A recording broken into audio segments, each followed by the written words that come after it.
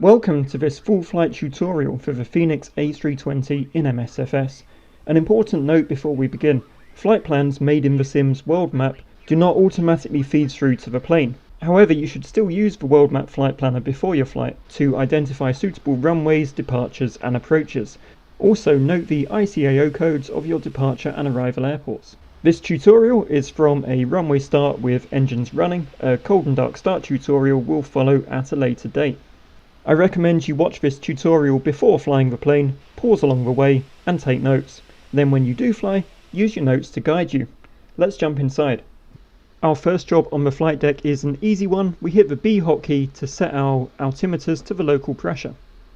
We'll now head down to the FMC and select FMGC and then the initialization page to start setting up our flight. We'll enter the departure and arrival airports in the from to box. So we're going from Stansted to Glasgow. We'll set up a flight number, so 1103 is the one I always use. I always set cost index to 100 to give you a good amount of power, but there are more complex ways to work it out if you'd like. Cruising altitude for this short flight will be 26,000 feet. With that done, we click next page and it's now time to enter our zero fuel weight. To do this, we'll head over to the EFB. So the key code for the EFB is 4 zeros in a row. And we'll open the Fenix application. Once it loads up, you'll want to head to the mass and balance page. On this page, you can see we have a zero fuel weight of 59 tons. So we'll start to enter that in the FMC. We'll then head back up to the EFB and our zero fuel weight CG will be 28.6. So we can now put that in the FMC as well. Press the soft key and that will enter our zero fuel weight. We'll now head over to the flight plan page and populate our plan. I'll note at this point that if you are more hardcore, you can of course import SimBrief flight plans. But as this is a beginner's tutorial, we're going to click our departure airport, select departure, and select the runway we identified in the world map, so runway 04. We'll now pick the SID we identified in our world map, which is Barkway 2 Sierra, and press insert. We'll scroll down to the bottom of the plan. You can see it's already put in top of climb, top of descent and stuff, and we'll click our arrival airport. We'll press arrivals, and we'll select the arrival runway. We want the ILS for runway 05. No star, so we'll just press insert. Scrolling through our plan, you can see there's a gap or a discontinuity in our flight plan.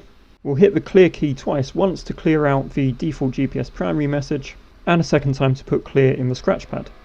We'll now click the soft key next to the discontinuity, press insert, and that will clear the gap in our plan.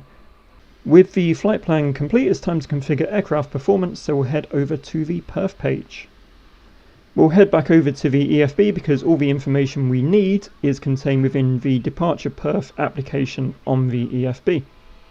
As soon as it loads up, we want to press sync live weather, which will grab the weather for our current location. And we also need to provide the aircraft weight. We can find this in the simulator's fuel menu. So our total takeoff weight is the figure in pounds at the bottom of this menu. If we convert that figure to tons, it gives us 71.8 tons. We enter that in the EFB, close the virtual keyboard and hit calculate, and this will give us the V-speeds and performance figures we need for our flight. So let's start copying these across to the FMC. So a V1 of 141 knots, a rotate speed of 143, and a V2 speed of 146. So with the V speeds entered in the FMC, we'll also enter our flap setting and our flex temperature. So flap setting is 1 and our flex temperature today is 56. We'll also fill out engine out ACC, but I'm told that in real life and in the sim, this actually does very little in the event of an engine out. So it's now time to set up the autopilot. So our speed and heading are already in managed mode. As soon as we start adjusting the altitude, that will also switch over to managed mode. We want to set this altitude to our cruising altitude of 26,000 feet. Heading down to the ECAM, you can see that our takeoff config checklist has now appeared. First job is to set auto brake to max, seatbelt signs on the overhead panel. Arm spoilers, I use the hotkey on my joystick. You can configure it in the sim. Set flaps to takeoff, again another hotkey on the joystick. Set flaps to 1, which is what we configured in the FMC. Takeoff config will not clear until the flaps are actually in position, but once they are, press test takeoff config and you'll see takeoff config is all good. So it's finally time to take off. First of all, we'll make sure the parking brake is off. We'll bring our throttles up to the flex detent. There is a guide to configuring throttles linked in the description below. It is a bit of a pain in the backside, but it does eventually work. As the plane starts its takeoff roll, watch for your rotate speed, and as soon as you reach that, pull back gently on the stick and follow the flight director. When you have positive rate of climb, bring the landing gear up. At around 400 feet, you can engage the autopilot. The plane will now start to follow your flight plan and climb profile. Shortly after departure, the plane will request with a message on the PFD that you move your throttle lever to the climb position. So you do that, and the plane will continue to climb on the profile and increase speed. As you reach flat retraction speed as indicated on the PFD by a yellow marker, set your flaps to 0. Because this Airbus has a proper managed climb mode, it will pause its climb at certain constraints along the way. This is indicated by an altitude constraint annunciator on the PFD. As this altitude constraint is at our transition altitude of 5,000 feet, we'll take this opportunity to set our altimeters to standard pressure. Once the constraint is clear, the plane will continue its climb up to your cruising altitude. Upon passing through 10,000 feet, the plane will increase its speed from 250 knots up to your cruising speed of about 320 to 340. At top of climb, which is indicated by a little blue arrow on the navigation display, the plane will level off and enter altitude cruise mode, which is shown by an annunciator on the PFD.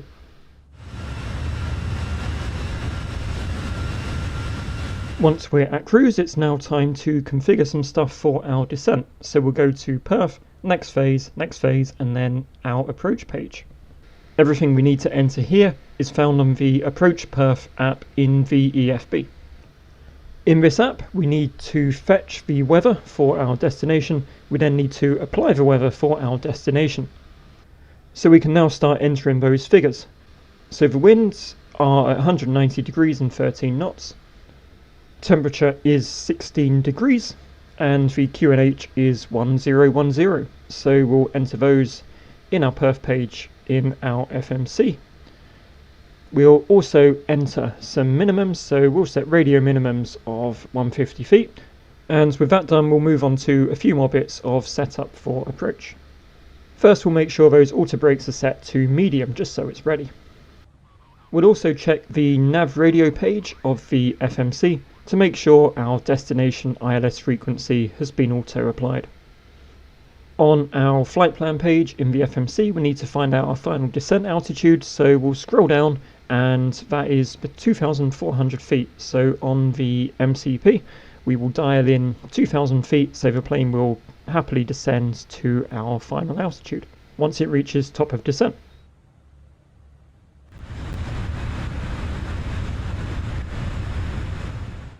At top of descent, which is signified by a white arrow on the navigation display, we tap the Managed Climb button and the plane will begin its managed descent to its final altitude of 2,400 feet.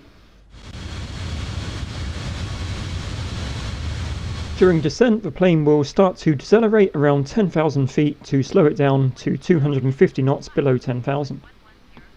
At 5,000, flick the altimeters back to selected pressure and hit the B hotkey to select the correct local pressure. At the deceleration waypoint, which is signified by a pink circle on the navigation display, the plane will start to slow down to its approach speed. To help it do this, apply flaps as your speed passes through the yellow markers on the PFD speed tape. Once flaps are set to full, you can drop the gear so you're now in landing configuration and the plane will settle at its final approach speed. As the plane turns onto final, hit the approach key on the MCP and the plane will capture the localizer and the glide slope. You can press the landing system button just above the navigation display to show the ILS data on your PFD. Once on the glide slope, if you arm Autopilot 2, the plane will be configured for an automatic landing.